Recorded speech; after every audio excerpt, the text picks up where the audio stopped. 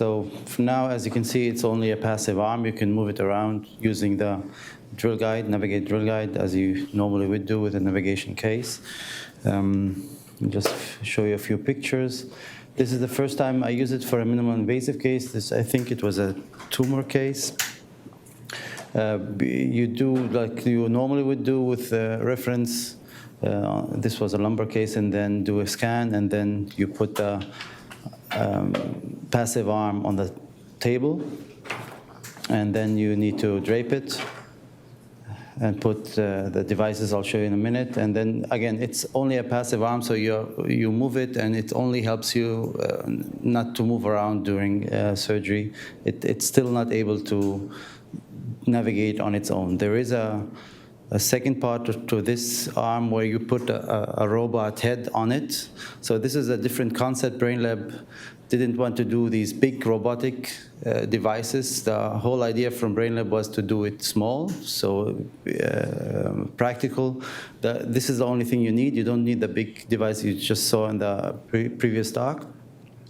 On this, you'll have the real robot head, and it moves around 360 degrees. So if you know BrainLab software from stereotactic navigation on the head, where you just move the thing towards a trajectory you already planned, and then you get a green light, and then the robot moves on its own, and then you have your trajectory that you planned already.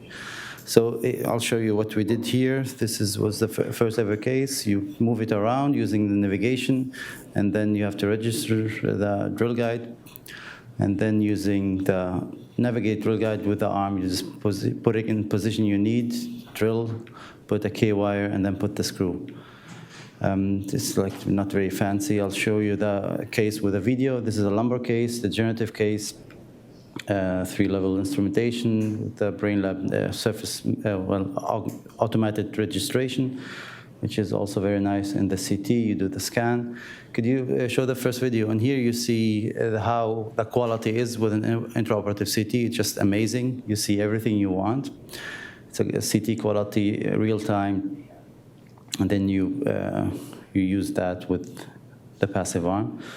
So you put it again, you drape it, and then could you start the movie, please?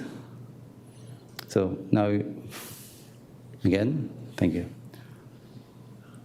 So you position it, so you see that nothing is between you or between the reference clamp and the camera, and you have a straight side to the monitor. Then you put the K-wire inside and remove the thing, put the screw in, all that.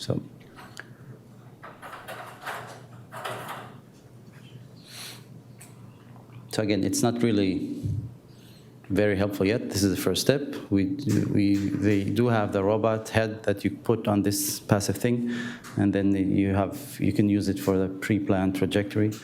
And then this one too also, please.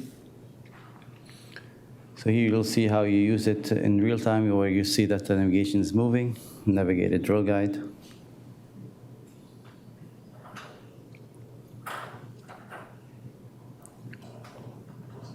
So it's becoming very easy to put pedicle screws, to be honest. It's like a game.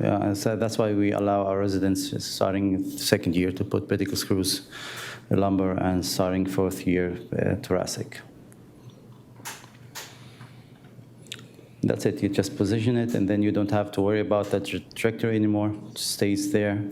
You can use the drill guide, drill it, put a K-wire, and then the screw. The idea would be, and we're developing this with BrainLab now, is to try to put the screw through the robot head.